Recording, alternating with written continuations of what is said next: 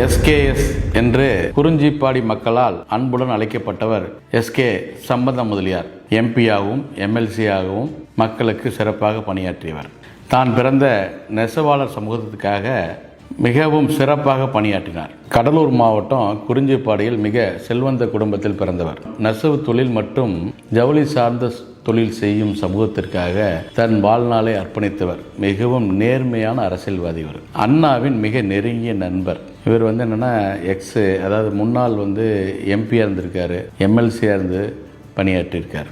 இவர் தன் பள்ளி படிப்பை பார்த்தீங்கன்னா கடலூர் மாவட்டத்தில் உள்ள சென்ட் ஜோசப் பள்ளியில் முடித்தார். உயர்கல்வியில் பார்த்தீங்கன்னா மெட்ராஸ் கிறிஸ்டியன் காலேஜில் இளங்கலை பட்டம் பெற்றவர். சுதந்திர போராட்ட வீரர். 1950 பார்த்தீங்கன்னா இந்திய தேசிய காங்கிரஸ்லேருந்து விலகி அண்ணாவின் கொள்கைகளால் ஈர்க்கப்பட்டு திராவிட முன்னேற்ற கழகத்தில் தன்னை இணைத்துக் கொண்டார்.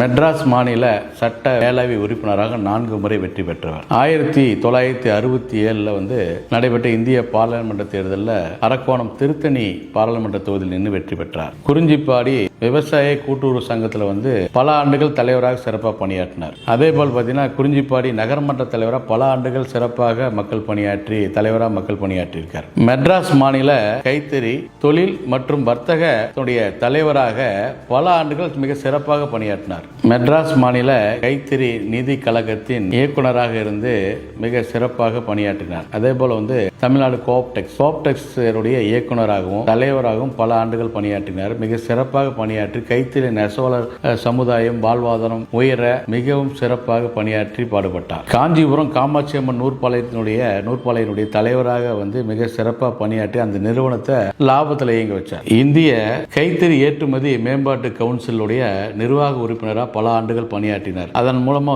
நம்ம கைத்தறி நெசவாளுடைய முன்னேற்றத்துக்கு அரும்பாடுபட்டார். அதே போல அவர் அண்ணாவுடைய மறைவுக்கு பிறகு அரசியலிருந்து அவர் கொஞ்சம் விலகி இருந்தார்.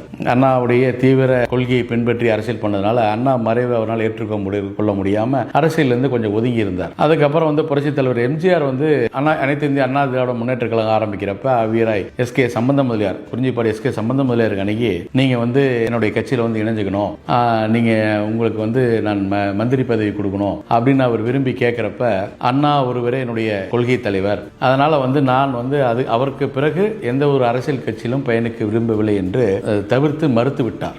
இவரின் உடன்பிறந்த சகோதரர் எஸ்கே வேலாயுத முதலியார் அவர்கள் நினைவாக என்ன பண்றாருன்னா குறிஞ்சிப்பாடியில எஸ்கே வேலாயுத முதலியார் பெண்கள் கலை கல்லூரி என்ற ஒரு கல்லூரியை நிறுவுறார். அதே போல் பார்த்தீங்கன்னா எஸ்கே வேலாயுத முதலியார் உயர்நிலை பள்ளி என்ற ஒரு பள்ளியை கட்டமைக்கிறார். இன்னைக்கு அந்த குறிஞ்சிப்பாடியை சுற்றி இருக்கக்கூடிய மக்கள் கல்வி அறிவு பெறாங்க அப்படின்னா இவருடைய சகோதரன் தான் முக்கிய காரணமாகும். குறிஞ்சிப்பாடியில் 1947 தென்னிந்திய செங்குந்த மகாஜனசத்தினுடைய மாநாடு நடைபெற்றது. அந்த மாநாட்டுக்கு தொண்டர்படை தலைவராக இருந்து நமது எஸ்கே சம்பந்த முதலியார் அவர்கள் சிறப்பாக பணியாற்றினார். அவருடைய சகோதரர் எஸ்கே வேலாயுத முதலியார் அவர்கள் அந்த மாநாட்டுக்கு வரவேற்பு குழு தலைவராக இருந்து மிக சிறப்பாக பணியாற்றினார்.